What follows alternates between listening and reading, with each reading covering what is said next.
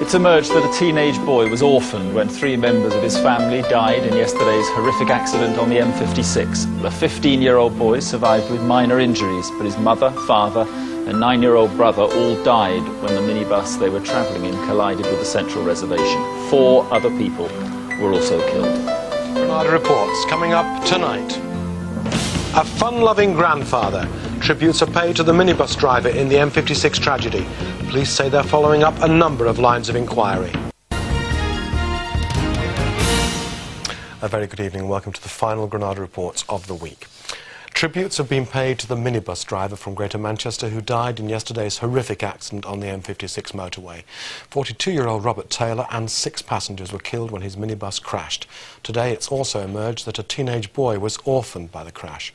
Staff from the emergency services are receiving help to cope with the shock caused by the terrible scenes they witnessed. More on that in a moment. First, though, the latest report from Michelle May.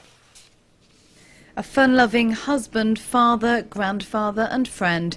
In a simple statement, Robert Taylor's family say everyone who knew him is absolutely devastated. Robert was driving 14 passengers to the airport when their minibus crashed. His wife, daughter and grandson say they're thinking of the relatives of the other 6 victims. 3 of them, one family. Martin and Denise McCoygleys and 9-year-old son Ryan were heading for Florida. Older son, 15-year-old Richard, survived and has been released from hospital. Named in their hometown of Ledbury in Herefordshire, where they ran a paper shop, Ryan's school friends today were being comforted by teachers. The pupils were devastated. They are all very shocked. They're obviously very sad. It's a tragedy for all of us. We've talked to them and they've told us about him, and today they've gone home. They're still tearful, but they're beginning to think of the things that they're going to remember him for, taking home their special thoughts. The line of flowers here on the bridge above the scene has been growing all day. Simple, heartfelt messages. These people never knew the victims but want to express the horror and sympathy we all feel at this tragedy. Named locally, 47-year-old Duncan Boniface from Fife lost his life. His wife Gillian is fighting for hers in Wythenshawe Hospital. The 41-year-old teacher has had surgery and is in a critical condition. Their 14-year-old daughter Amy is seriously ill. The other victims, 50-year-old Alice Barr from Belfast and a 43-year-old woman from Sunderland. Work to establish the cause of the accident continues. Police today analysing footage captured by roadside cameras. Witness statements are still being taken and the vehicles involved examined.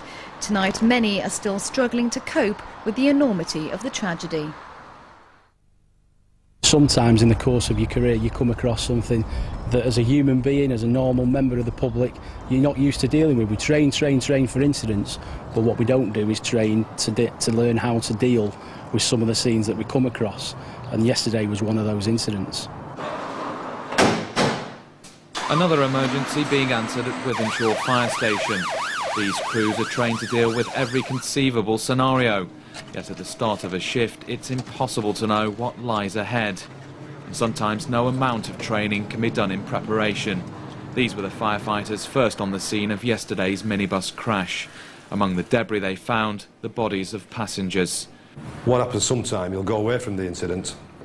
For circumstances like these, the service has what it calls critical incident debriefers. Specially trained staff, they're available to anyone who feels they may need the support. What I found was ranging from one crew member with 2 months service in, right up to crew members with 20-odd years service in, each and every one of them looking equally devastated.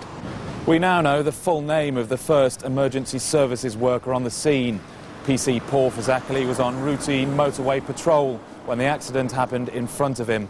He wasn't able to give us an interview, but in a statement he said it was only when he got home to his children he realised the full extent of what he'd seen. Clearly police officers are experienced and they're trained to deal with incidents.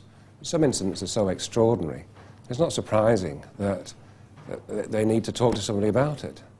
Our job is to make sure that that doesn't have any lasting effects. They are trained to, in a way, block out their emotions and deal with emergencies, but they're still human, and we expect them to be able to cope, and they, as professionals, think they should cope, so in a way, they need more support.